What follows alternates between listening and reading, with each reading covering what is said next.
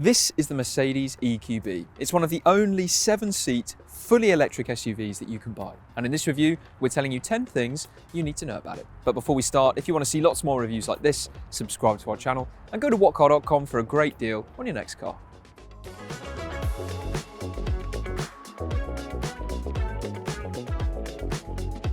The Mercedes GLB is an SUV with 7 seats and a premium badge. The Mercedes EQB is a fully electric version of the GLB. It's got a slightly smoother front end and a reworked rear, but aside from that, and the fact it's got a battery rather than an engine, it's a very similar car. In Mercedes' electric SUV lineup, the EQB sits between the smaller EQA and the bigger EQC. Before the EQB, if you wanted 7 seats in your fully electric SUV, your only option really was the crazily expensive Tesla Model X or something in the shape of a van with a very bad electric range. But now, the EQB is pretty much out on its own as the go-to 7-seat electric SUV choice. But of course, the reality is not everyone has to have 7 seats with their electric SUV. So lots of people will be cross-shopping this against some 5-seat electric SUVs like the BMW iX3, the Tesla Model Y and the Kia EV6, as well as the Genesis GV60.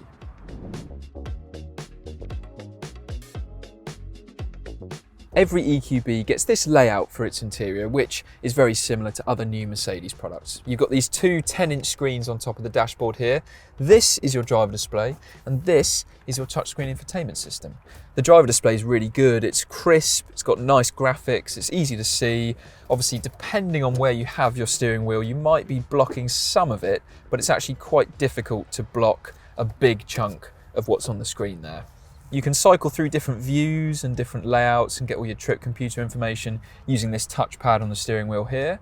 And the touchpad on the other side of the steering wheel controls the infotainment system, which is also a touchscreen. You've got a voice command system for it as well.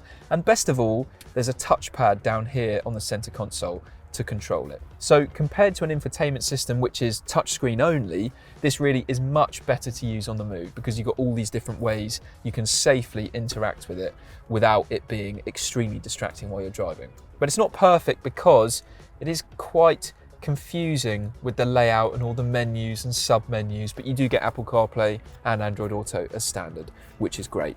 As for the rest of this interior, well, it does feel like a proper premium product, really. You've got nice materials, build quality's good, you get standard ambient interior lighting, which might sound a bit gimmicky, but does make this look pretty plush at night. But the quality in a Q4 e-tron's interior is a little bit more consistent than in the EQB because it's not perfect in here. You've got a bit of wobble around these vents and not all of the plastics feel absolutely amazing.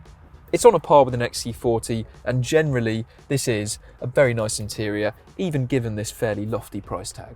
Now this is quite a big SUV with a very boxy design, so that means interior space is pretty good, but it's not amazing. And the thing to bear in mind is that this middle row is mounted quite a bit higher than the front seats. So that means if you're a kid, then you're up nice and high, you get a better view out the front, you've also got a better view out the side window, and these are quite big, letting a lot of light in as well, so that's good.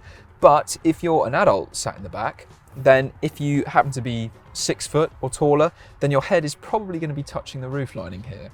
I've got a little bit of clearance if I sit upright straight, and legroom is okay for me as well, but it's not amazingly spacious back here. There are other electric SUVs that have a more accommodating middle row. It's definitely not terrible back here though. So the third row, where you'll find the 6th and 7th seats in all EQBs. They come as standard, which is very good. And access back here is okay. The middle row slides forwards and it also slides backwards as well. You can recline the middle row when you're sat in it if you like, or if you want to give yourself more legroom when you're back here as well. And then once you are in, what's the space like? Well, the clue is that there are ISOFIX mounts back here. So child seats and small children will be okay.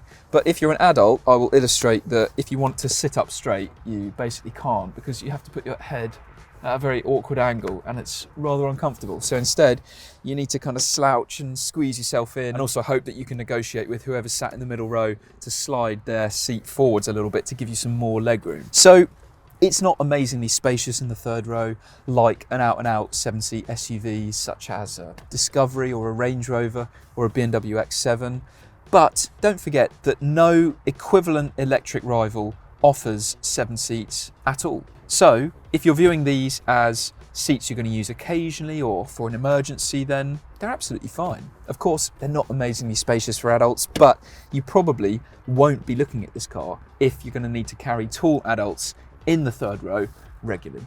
So the boot, with 7 seats in place, the space that you're left with is really not that much. It's just about big enough to fit this case for the charging cables, but there isn't any handy underfloor storage.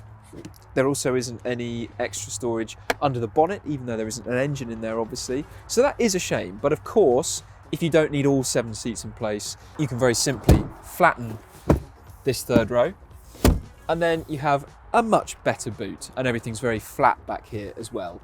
So you have about 500 litres of storage beneath the tonneau cover, which is not quite as much as a Q4 e-tron, but it is more than what you get in an XT40 Recharge, and generally it leaves you with what is a very practical space in the back.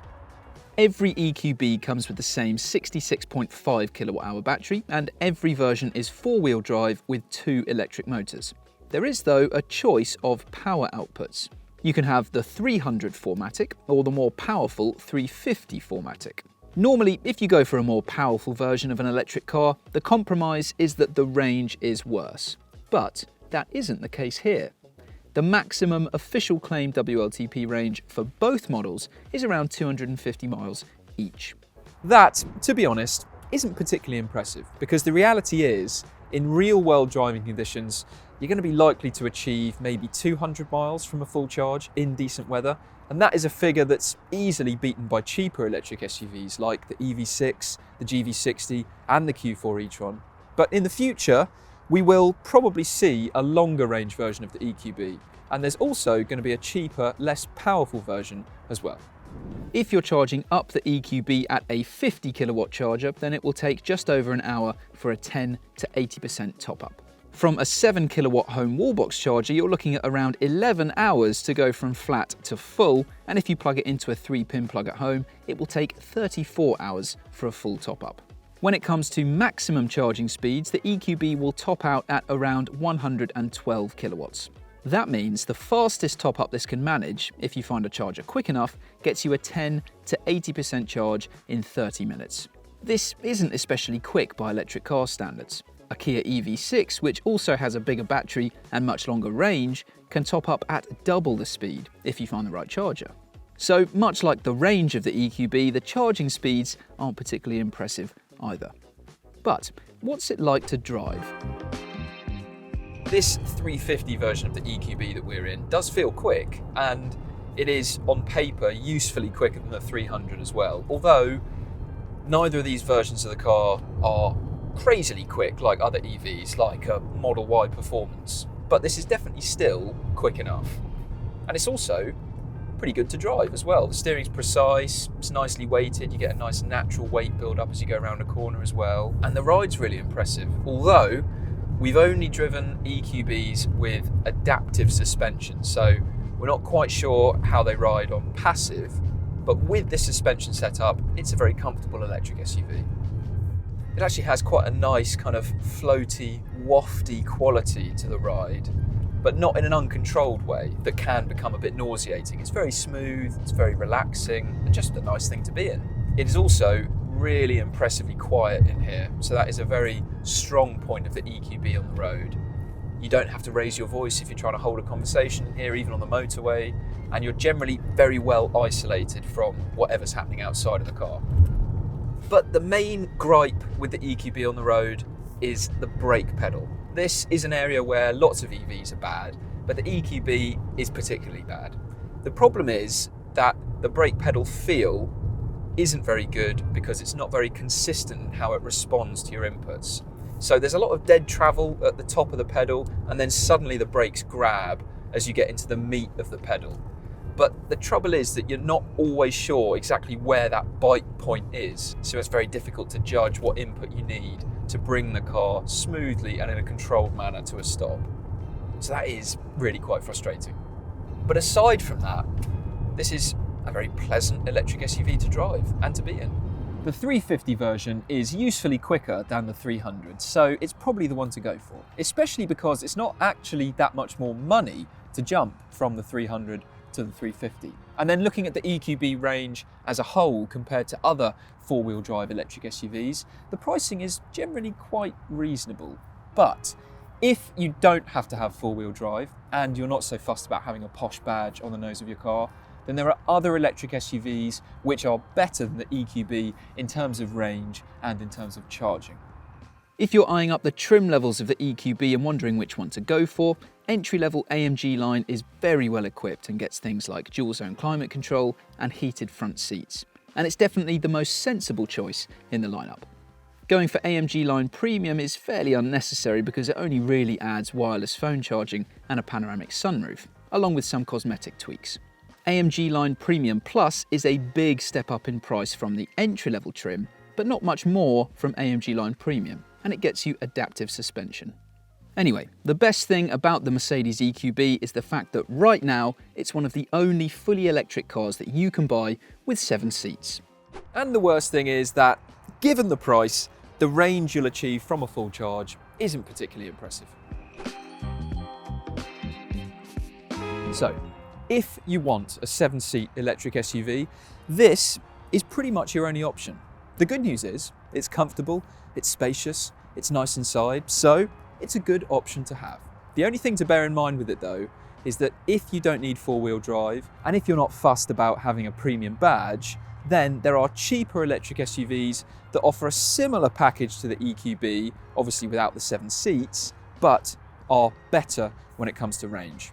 If you want to read more on the EQB and you want a great deal on your next car, go to whatcar.com. But before you go, subscribe to see lots more reviews like this and tell us in the comments below what you think of the EQB.